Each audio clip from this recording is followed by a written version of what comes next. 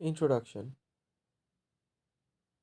Learning from the Israeli Defense Forces, comprehensive analysis of operations and lessons for modern warfare. Introduction. Israel's strategic reality and the birth of the IDF. The birth of the State of Israel on May 14, 1948 was an act of political audacity and human resilience. Emerging from the ashes of the Holocaust, the Jewish people seized upon the United Nations partition plan to establish a homeland in a land fraught with historical, religious, and political tensions. Yes, yet the act of creation was immediately met with an existential threat surrounding Arab nations declared war. Thus, the IDF, Israeli Defense Forces, were born not as a peacetime standing military, but as an urgent amalgamation of the underground militias, citizen volunteers, and hastily trained soldiers. The Haganah, Irgun, and Lehi forces provided the initial organizational backbone, but the IDF had to rapidly evolve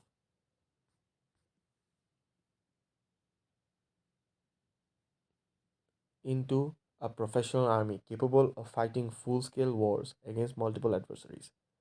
Israel's security challenges stemmed from multiple factors: hostile neighbors unwilling to accept its existence, lack of strategic depth, as its narrowest, only 9 miles separated Israeli territory from potential enemies, a tiny population compared to the millions erased against it, reliance on external arms shipments and support. Israel's military doctrine evolved originally out of necessity. Preemptive strike doctrine, waiting to absorb the first blow, was untenable. Rapid mobilization, relying heavily on reserve forces, Israel had to win quickly before economic exhaustion set in. Technological superiority. Israel would never win by numbers. It had to innovate and adapt faster than its enemies. Total societal involvement. The line between civilian and military spheres blurred, with conscription and societal mobilization becoming a core part of national survival. Over 7 decades, the IDF has fought wars against coalitions of Arab states, insurgencies, and terror groups adapted to the area of cyber warfare and faced diplomatic and information battles on a global stage. This document chronicles key operations in Israeli military history and draws lessons from them.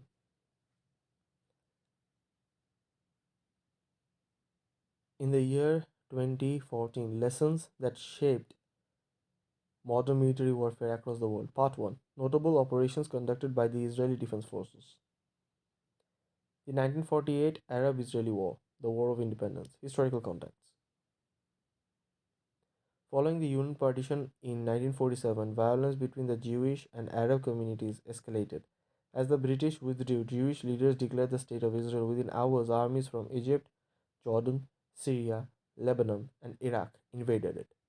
The goal was clear: annihilate the fledgling state before it could take root. Operational phases. The IDF, hastily formed from underground groups, had to fight on multiple fronts simultaneously. Critical battles included Siege of Jerusalem. Arab forces cut off the Jewish population in Jerusalem. Operating Natshon was launched. Pardon? Operation Natshon was launched to open the road to Jerusalem, securing food and supplies. Battles in Negev and Galilee. Israel launched offensive operations capturing critical territory in the south and north. Defense of Tel Aviv and Haifa. Major Arab offensives were rapidly repelled around major cities. Despite severe shortages in manpower, weapons, and ammunition, Israel leveraged interior lines, moving forces quickly between fronts, tactical flexibility, shifting limited reserves to crisis point, superior organization. The Jewish Agency and Haganah laid early foundations for unified command structures. Foreign involvement. Czechoslovakia's arms shipment to Israel, including rifles, machine guns, and fighter planes, played a crucial role. Volunteers from abroad, the Machal, added to the idea of ranks. Conversely, Arab states were hampered by poor coordination, political rivalry, and logistics problems. Outcome: By early 1949, Israel had not only survived but expanded its territory by about 50% beyond the UN plan. Jerusalem remained divided with Jordan occupying the old city. The war solidified critical themes in Israeli military thought. Wars would be existential, victories required offense, not mere defense. International diplomacy would push Israel to compromise after battlefield success. The 1956 Suez Canal Operation Kadesh. Historical context. In July 1956, Egyptian President Gamal Abdel Nasser nationalized the Suez Canal, a vital maritime artery linking Europe with Asia. This move angered Britain and France, who feared losing control over one of the world's most critical trading routes. Simultaneously, Israel faced relentless attacks from Palestinian Fedayeen infiltrators operating from Egyptian controlled Gaza and mounting Egyptian presence, including the closure of the Straits of Tiran, Israel's vital lifeline to Asia and African markets. Britain, France, and Israel secretly negotiated the Protocol of Severus. Britain and France would pretend to intervene as neutral powers to separate Egyptian and Israeli forces. Israel would launch an assault across the Sinai, giving the European powers the pretext to invade and retake the Canal Zone. Operational execution Operation Kadesh. On October 29, 1956, Israeli paratroopers were dropped near the Mitla Pass, deep inside the Sinai Peninsula. This bold maneuver aimed to disrupt Egyptian defenses, create an excuse for Britain and France to demand Egypt withdrawal from the Canal Zone. Simultaneously, Israeli mechanized column raced across the street. Notable operations include capture of Sharm el-Sheikh, reopening the Straits of Tiran to Israeli shipping, occupation of the entire Sinai Peninsula. In just 100 hours, Israeli forces defeated the much larger Egyptian army, showcasing rapid maneuver warfare techniques. Key forces in Israeli success: air superiority. Israel neutralized Egyptian airfields swiftly. Logistics, rapid resupply lines across the Negev and Sinai deserts. Coordination, close integration between infantry, armor, and air force units. International pressure and aftermath. Despite battlefield success, Israel faced immense international pressure. The United States, led by President Eisenhower, opposed the use of force without UN authorization. The Soviet Union threatened military intervention. Global opinion largely condemned Britain, Israel, and France. Israel agreed to withdraw from Sinai in early 1957 in exchange for UN peacekeeping forces stationed in Sinai, guarantee of free Israeli shipping through the Straits of Tiran. Strategic and tactical lessons. Preemptive military success could be negated by global diplomatic isolation. Speed and surprise new in critical Israeli operational principles. Reliance on great power alliances, Britain and France, provided unreliable. Henceforth, Israel would seek to ensure it could achieve strategic goals independently or with the support of the United States. The Suez Canal hardened Israeli strategic thinking.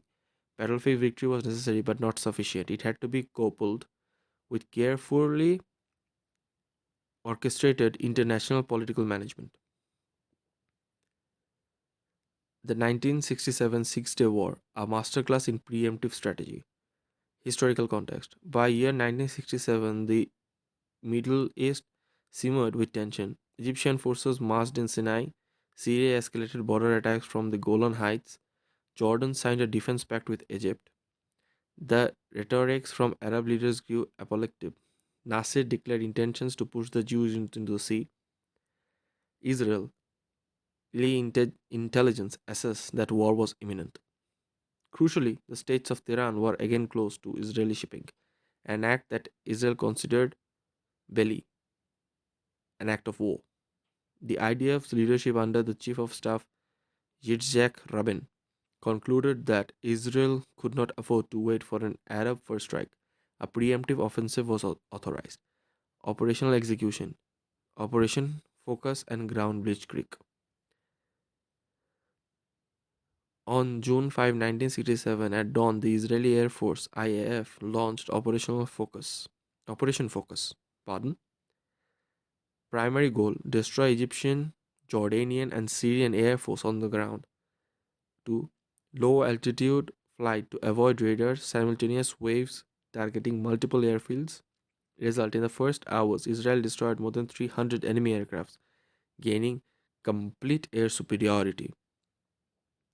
Key to success: intelligence. Israel knew Arab air base layouts, fuel tank positions, and runway vulnerabilities.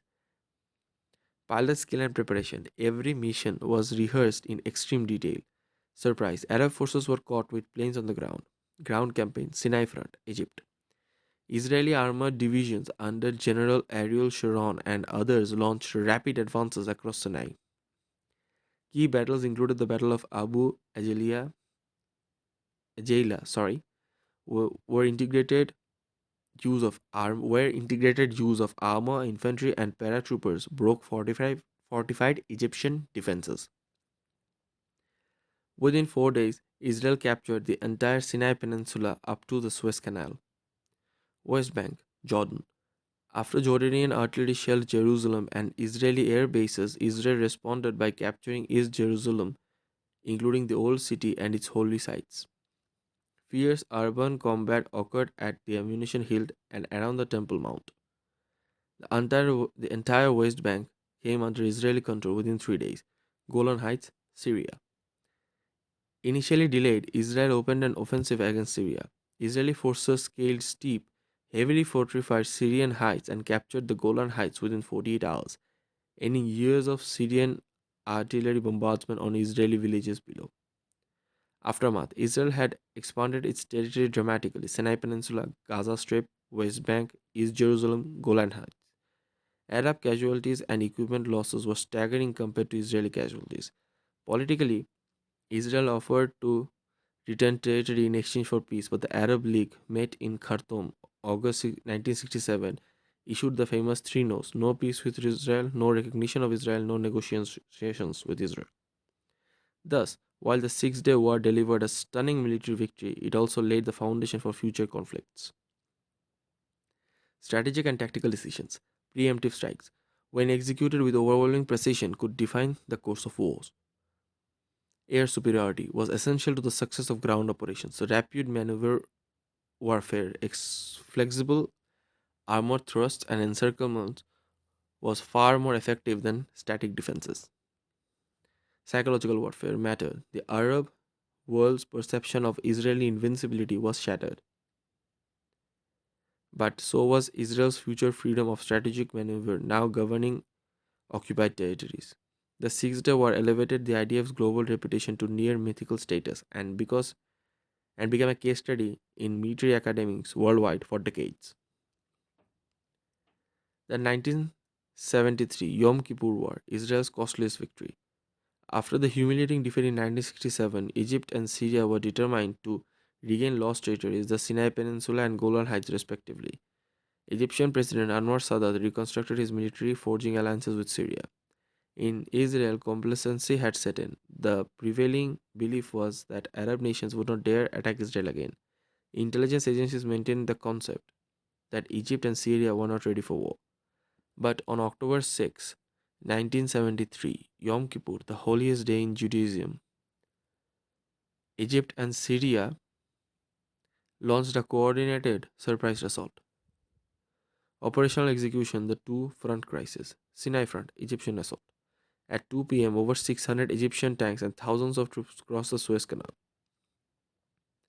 Egyptian forces used portable anti-tank missiles, Sagar missiles, and shoulder-fired anti-aircraft missiles to devastating effect. Israeli defenses, the Bar-Lev line, crumbled under the attack. Israeli counterparts were initially disorganized and suffered heavy losses. Golan Heights Front, Syrian assault. Simultaneously, Syria launched an assault with 1,400 tanks and 1,000 artillery pieces. Only two understrength Israeli brigades stood against the Syrian onslaught. Critical victories included the defense of the Valley of Tears, where vastly outnumbered Israeli tank crews held waves of Syrian armor. Only they know how they did it. The Israeli response: mobilization and counter attack. Sinai counteroffensive. Israeli reserves were pushed to the front. After stabilizing the front, General Ariel Sharon proposed a bold plan. Cross the Suez Canal behind Egyptian lines, encircle the Egyptian Third Army. Operation Schutzhütted Men or Abirei Lev successfully crossed the Suez.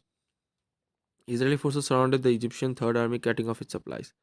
Golan Heights counteroffensive. Israeli forces pushed Syrian back across the pre-war ceasefire line. Israel armor advanced towards Damascus, halting just 40 kilometers short under US pressure.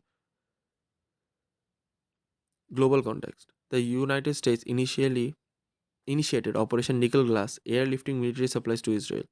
The Soviet Union resupplied Arab forces. The world teetered on the edge of a US Soviet confrontation. An Arab oil embargo created a global energy crisis, quadrupling oil prices.